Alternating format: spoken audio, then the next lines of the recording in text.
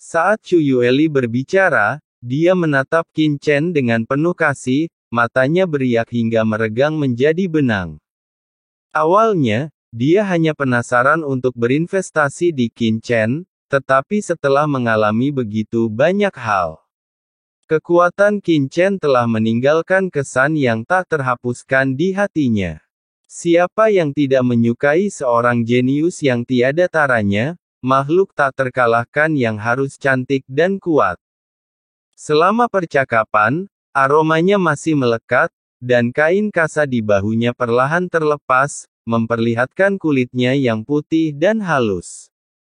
Bahkan ada jurang dalam yang muncul di bawah tulang selangkanya, yang membuat mata orang terpesona.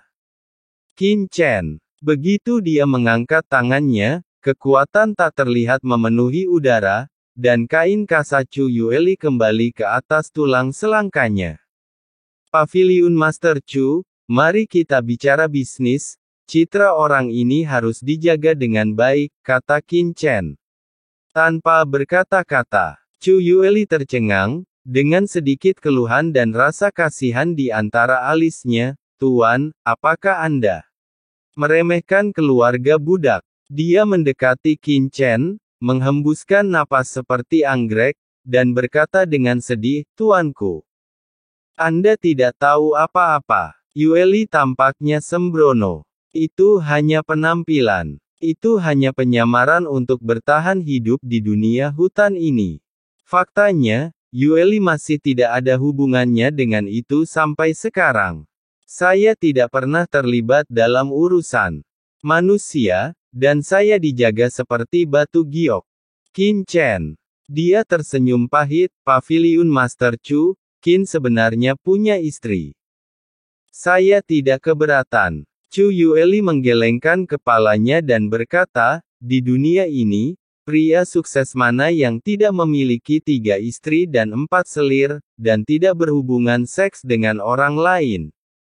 Itu adalah sifat pria, bagaimana cara mengekangnya? Sebagai pria, sebagai asal dia baik pada wanita yang dicintainya, itu sudah cukup. Ekspresi Qin Chen menjadi serius. Nona Yueli, idemu sangat berbahaya. Qin tidak setuju dengan itu. Alam adalah alam, tetapi di dunia ini, selain alam, manusia juga memiliki tanggung jawab. Jika tidak, apa bedanya antara manusia dan binatang? Meskipun itu binatang, dan beberapa di antaranya cukup satu dimensi. Chu Yueli menghela nafas dengan emosi, Tuan Qin. Kamu seharusnya hanya memiliki 1 istri. Saya sangat senang menjadi istrimu. Terlalu sedikit pria sepertimu di alam semesta ini. Yueli telah mendapat pelajaran. Qin Chen tercengang. Ahem, jangan membicarakan topik ini lagi. Qin Chen buru-buru mengeluarkan harta karun luar angkasa. Paviliun Master Chu, tolong jual lebih banyak barang di paviliun abadi ini. Setelah mengambil harta spasial, Chu Yueli berkata sambil tersenyum, Tuan Qin, yakinlah, saya akan menjual barang-barang ini sesegera mungkin. Sekarang Yueli telah meningkatkan budidayanya, ketika dia kembali untuk melaporkan tugasnya, dukungan dari keluarganya akan lebih besar lagi. Laut kosmik sedang dijual dan mungkin akan terjual habis dalam hitungan detik. Kalau begitu tunggu saja kabar baik dari Paviliun Master Chu, kata Qin Chen sambil tersenyum. Tuan Qin, maukah kamu lebih memikirkan Yueli? Chu Yueli mendekati Qin Chen dan berkata dengan tatapan menawan. Qin Chen tidak bisa berkata-kata dan berkata dengan tenang, Saroye, antar tamu pergi. Jejak kekecewaan melintas jauh di mata Chu Yueli. Jika Tuan Qin berubah pikiran, dia bisa memberitahu Yueli. Keluarga Yueli ada di paviliun abadi, dan itu cukup terkemuka. Chu Yueli selesai berbicara dan berbalik untuk pergi. Dewasa. Tiba-tiba, Saroye muncul di depan Qin Chen. Melihat Chu Yueli yang pergi dengan ekspresi agak sedih, dia menggaruk kepalanya dan bertanya dengan ragu. Tuan, ada apa dengan paviliun Master Chu? Mengapa dia merasa seperti terjatuh cinta? Qin Chen meliriknya, kamu sangat bebas, bukan? Ah! Saroye buru-buru berkata, tidak, saya serius menyerap hati kaisar sebelumnya. Jika Anda tidak percaya, lihat kultivasi saya saat ini. Berdengung. Aura menakutkan dari Kaisar Puncak langsung memenuhi udara. Kekuatan kuat klan Komodo mengandung kekuatan darah yang menakutkan. Itu menekan kekosongan dan menyebabkan kekosongan di sekitarnya bergetar tanpa sadar, seolah-olah akan hancur. Tuan, Anda tahu, kekuatan bawahan saya telah meningkat pesat, dan dia sudah menjadi yang terbaik di antara Kaisar Puncak. Jika leluhur masyarakat naga hitam dapat menyempurnakan asal-usul Kaisar Dewa, saya mungkin memiliki kesempatan untuk menyentuhnya, jejak legendaris. Saroye menyeringai, memperlihatkan dua baris gigi tajam dan putih, dan tersenyum lebar. Dia diam-diam telah berkomunikasi dengan beberapa teman baik di klan sebelumnya.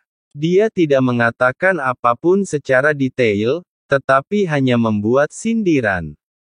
Pada dasarnya dapat dipastikan bahwa dia adalah satu-satunya penerus seluruh generasi klan yang telah melahap asal-usulnya Dewa Kaisar. Yang lain beberapa bahkan belum sempat mencicipi asal-usul mendiang Kaisar. Ledakan. Qin Chen berdiri dengan bangga di kehampaan dan memandang Saroye.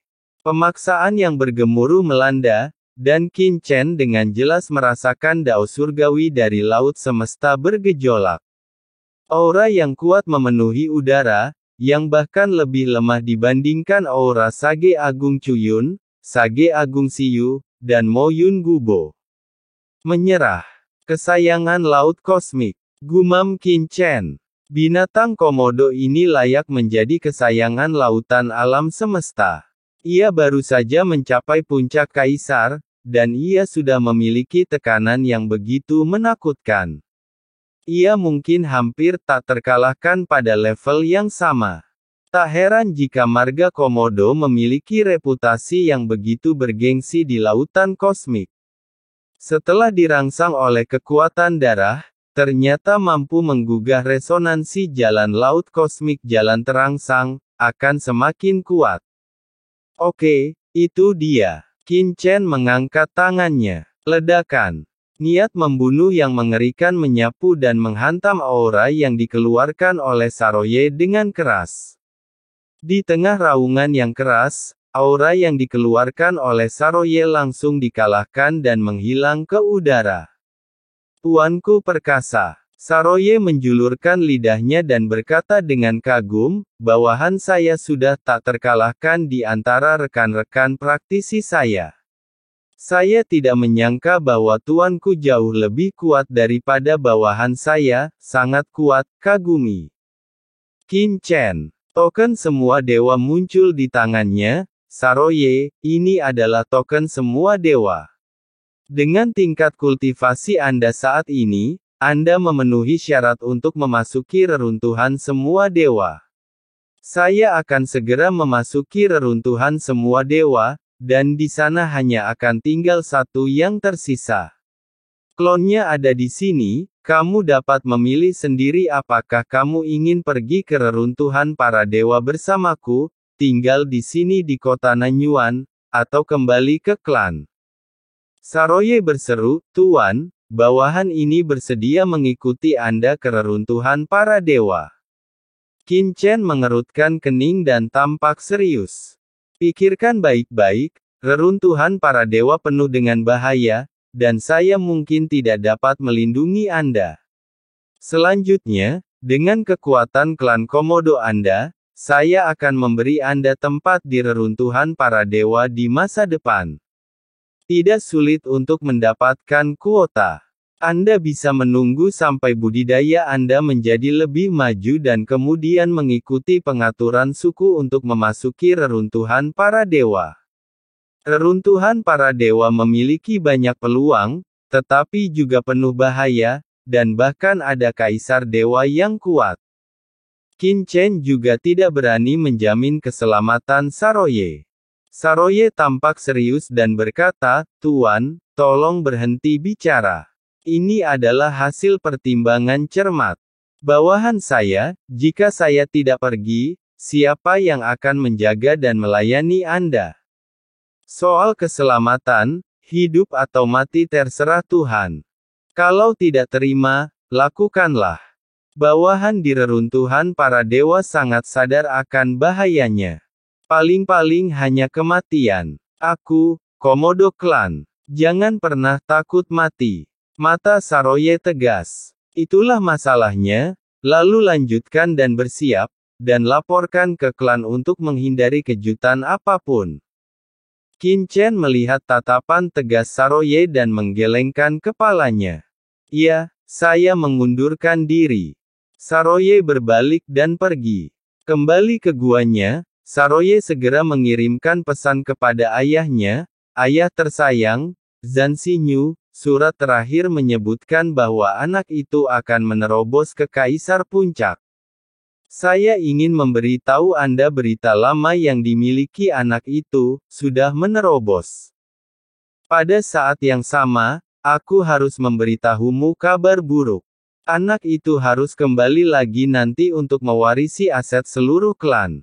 Harap bersabar dan tunggu sampai anak itu menerobos akhir jalur evolusi sebelum kembali pulang dalam kemuliaan. Ngomong-ngomong, anak itu akan pergi ke Wanwan. Reruntuhan para dewa, silakan kembali dan beritahu saya informasi kontak beberapa orang kuat di klan kita di reruntuhan para dewa, sehingga saya dapat mengetahuinya. Selain itu, anak itu sepertinya ingat bahwa ada leluhur klan kita yang pernah duduk di reruntuhan para dewa. Apakah kamu selalu memiliki informasi kontaknya? Mohon juga minta ayahmu untuk memberi penghormatan kepada leluhur dan biarkan leluhur beritahu dia. Bagaimanapun juga, anak Anda sekarang adalah keseluruhannya. Jenius terhebat dari suku tersebut pasti akan membawa suku tersebut menuju kehidupan yang gemilang di masa depan. Ketika anak Anda menjadi tak terkalahkan, Anda tidak perlu lagi bekerja keras dan menikmati saja kebahagiaan dalam suku, bukan begitu? Juga, setelah mengikuti orang dewasa, kekuatan anak meningkat terlalu cepat. Saya khawatir fondasinya akan tidak stabil. Bukankah klan kita memiliki banyak harta untuk mengkonsolidasikan budidaya? Anak itu tidak punya waktu untuk kembali menikmatinya. Dalam waktu singkat, bisakah senior di klan pergi ke reruntuhan dewa? Bagaimana dengan reruntuhan dewa untuk anak? Ngomong-ngomong, jika bagiannya terbatas, bagian anak tidak masalah, tapi kamu harus ingat untuk menyiapkannya orang dewasa. Bagaimanapun juga, prestasi anak-anak adalah berkat orang dewasa. Akhirnya ada baiknya anak mengikuti orang dewasa. Jangan khawatir. Jika melihat leluhur, sapalah leluhur untuk anak tersebut, sebelum anak itu dapat membawanya untuknya. Pada saat yang sama, mohon minta nenek moyang untuk lebih memikirkan harta apa yang bisa dia persiapkan untuk anaknya setelah dia menjadi makhluk pertama di suku yang mencapai ujung jalan evolusi di era sekarang. Persiapkan sejak dini. Semuanya, dengan orang dewasa, anak itu mungkin akan segera lahir. Sebuah terobosan telah dibuat. Saya khawatir leluhur tidak akan dapat melakukan persiapan sementara. Hormat kami, salut, anakmu yang paling berbakti. Terakhir, saya masih ingin mengingatkan Bapak, jangan lupa meminta suku menyiapkan oleh-oleh untuk orang dewasa. Orang dewasa sudah memberikan semua hal baik kepada anak-anak, dan anak-anak harus memberi kembali bukan? Jangan sampai ada yang menganggap suku Komodo kita kurang baik. Akal, kasar, bagaimana menurut Anda? Tidak apa-apa jika Anda tidak tahu malu. Namun sebagai pemimpin suku di masa depan, Anda tidak boleh mempunyai berita yang negatif agar tidak merugikan masyarakat, wajah suku kami. Saroye banyak mengoceh. Soraya buru-buru menghentikan interogasi. Transmisi jarak jauh kosmik si memiliki batasan kata, jadi saya tidak bisa mengatakannya lagi. Saroye berhenti dengan tergesa-gesa. Setelah menyampaikan isinya, Saroye bertepuk tangan dan berkata, "Hei, anggap saja ini sehari Pak, saya tidak tahu, mengikutinya adalah kesempatan terbesar saya. Apalagi reruntuhan para dewa, meskipun itu adalah gunung, pedang dan lautan api, aku harus mengikutinya pergi." Sementara Saroye sedang bersiap, berdengung, sebuah kekuatan tak terlihat diam-diam turun ke kota Nanyuan.